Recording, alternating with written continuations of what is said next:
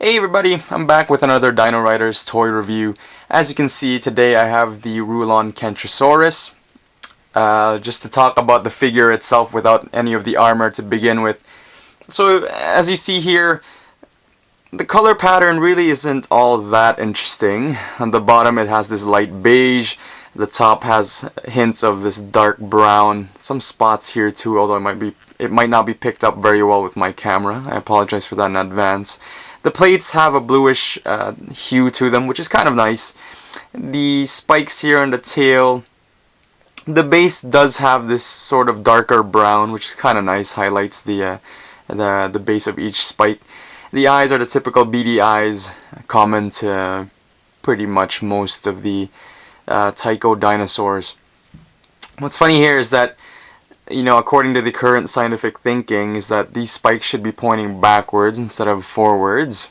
Although, at least the spikes aren't placed on the hind limbs, which I've seen in certain illustrations as well. So, still pretty good in terms of scientific accuracy.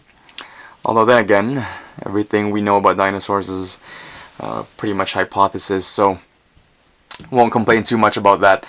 In terms of articulation, well, each leg goes back and forth a certain amount. The tail is this rubbery material which you can kind of bend. It's a pretty nice feeling there. The head doesn't move at all and the spikes are rubbery.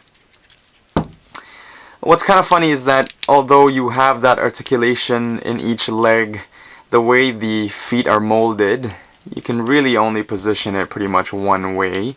Otherwise, he doesn't really stand properly. So, that kind of stinks, but oh well.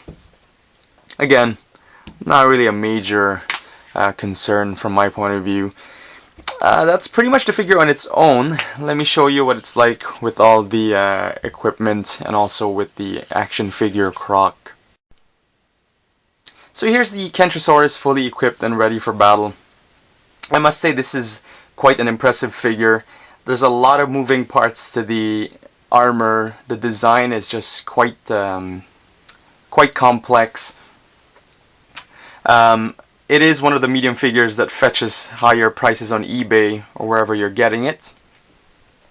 And depending on how much you pay, it is worth it though. When you compare it to the other medium-sized Dino-Rider toys, it definitely has a lot of parts. And also it is one of the rarer figures, being from Series 2. Let me just start out with, I guess, the figure that it comes with. This is Croc here. As the name suggests, he is a crocodile. It is one of the new molds in the Series 2 Dino-Rider toys. Quite nice. It has like these purple pants, a bit of gray here on the top. Has the typical little, I don't know what that really represents, but that little inverted triangle.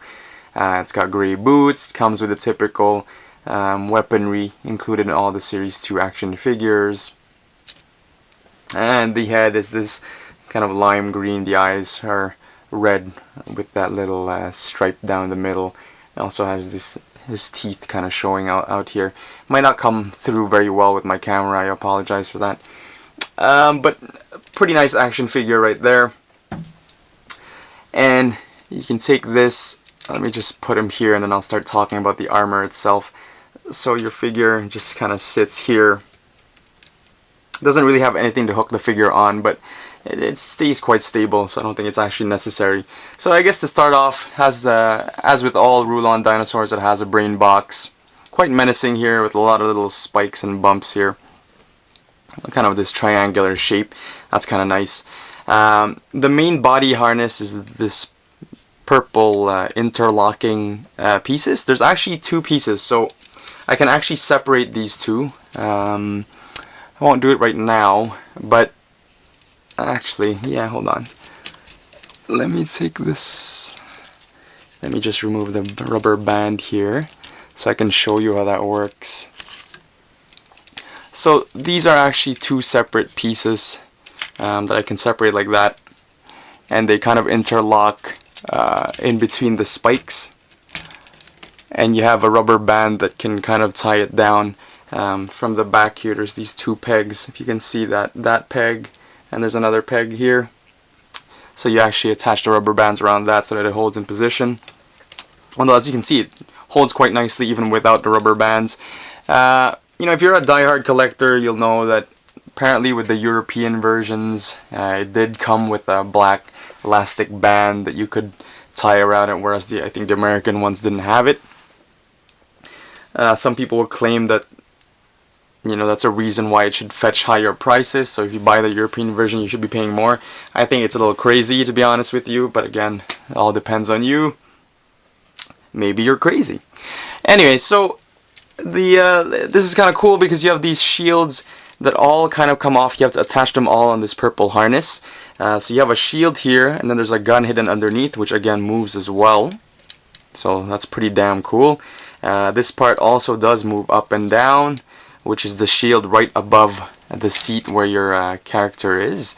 And the seat itself has two cannons on it, and you can actually spin it as well. So this itself can actually turn around. You can even mount it backwards if you really want. Although you can't turn the whole seat 180 because the cannons do get in the way of the harness that's here more medially. But still, really a pretty cool design. Again, Tyco really impressed me with a lot of their designs. The other side is virtually the same. I just put in a different Rulon figure there, but really the same design with the shields and the cannons in between. And here on the tail, you do have this little gadget that's hooked onto the tail.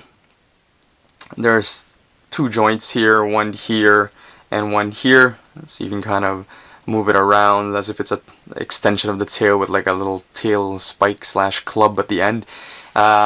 In the TV series, it actually was this spinning type of blade. I guess that was a little too complicated to make in the toy itself, so the toy is just this moving club / tail spike, as I mentioned earlier. Still pretty cool though. To be honest, when I was watching that TV show, physically it didn't really make sense, that little spinning blade thing, so you know what, I'm pretty okay with not having included that in the toy. But there you have it. This is the Kentrosaurus, part of the Series 2 of the Dino-Rider toys. Quite an impressive figure. Fetches higher prices, but if you're a diehard collector or you want a complete collection, this is a definite must-have. Just impressive figure, complicated armor. So, you know, if it's worth a little more, I kind of understand. Anyway, have a good day, guys. I'll catch you with another dinosaur review a little later on, okay?